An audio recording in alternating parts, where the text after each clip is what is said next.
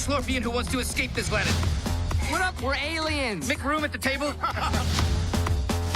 You know, Terry, everyone in the neighborhood hates us. You boys want some peanut butter cookies? Oh, she's threatening us. I'm freaking out. Hello, Hi. Justin. Lovely to meet How you. are you? Greetings from Ireland. I'm good, thanks. Where in the world are you today?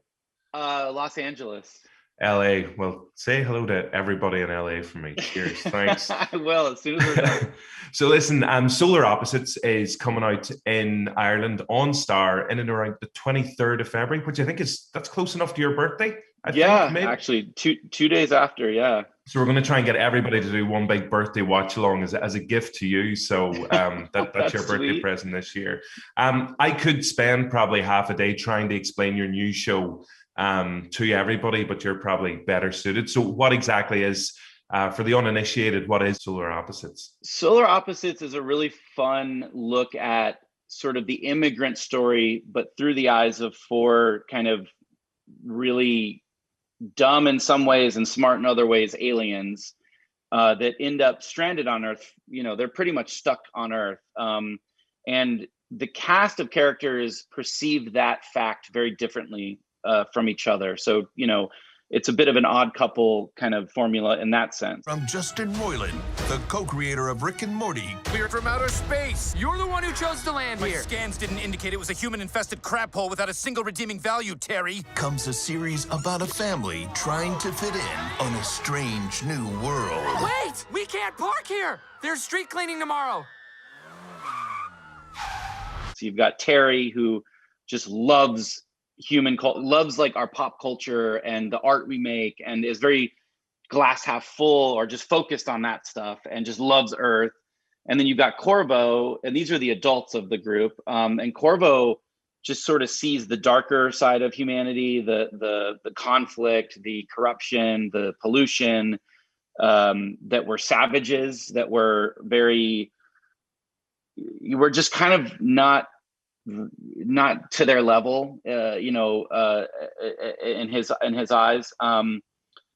But then we get to have fun with those two characters kind of coming together and being on the same page about certain things and getting excited about certain things. I was watching the first episodes on Disney Plus, and obviously I'm used to watching things like Moana and the Muppets and Olaf's Frozen Adventure.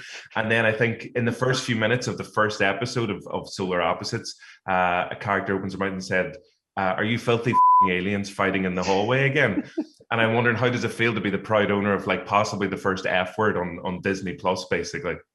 You know, it's pretty insane when I heard that we were going to be on Disney Plus, just because it tends to be PG-13 across the board. Are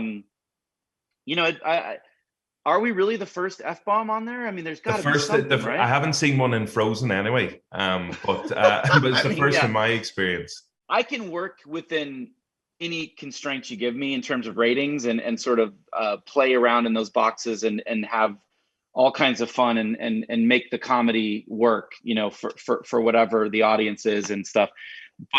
But my natural comedic instinct is to push it, you know, push stuff. And when I found out we're going to be on Disney Plus, I was like, oh, this show is so bonkers, so violent, so just insane. There's plenty of swearing, but I have a feeling that's kind of what Star is. I think there's going to be a lot of shows that they're plucking from a lot of different places in the US and putting on this that push the line, that push it a little bit further than most stuff that you would see on Disney Plus. And I think that's partially because it's a lot of Hulu stuff and it's a lot of it's other stuff from 20th. And so I would imagine at best we're not necessarily the first, what will be a part of the first. You know what I mean? We'll be among the first wave of F-bombs on Disney Plus, I guess, unless you can find that odd, 80s movie that's PG-13, because back then the ratings board was like way more lax, it seems, just based off of rewatching some stuff and being like, that's only PG-13? Like, that would be R today, but anyway, so there might be something, but, to me, I don't know. I don't want to act like I'm,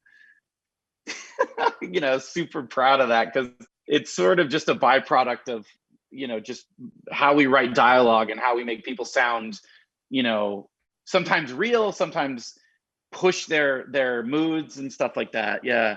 Well, listen, I'm going to love you and leave you now. So fingers crossed, we can see Solar Opposites season 3 after this, Rick and Morty season 4, everything. And yeah, the best of luck with everything. Thank you so much. Nice to meet you. Zombie teenagers, magicians, black holes, gooblers, and the pupa. Look at the pupa. I told you to stop giving the pupa candy. He can't eat candy. It gets him sick. Oh, that's sick.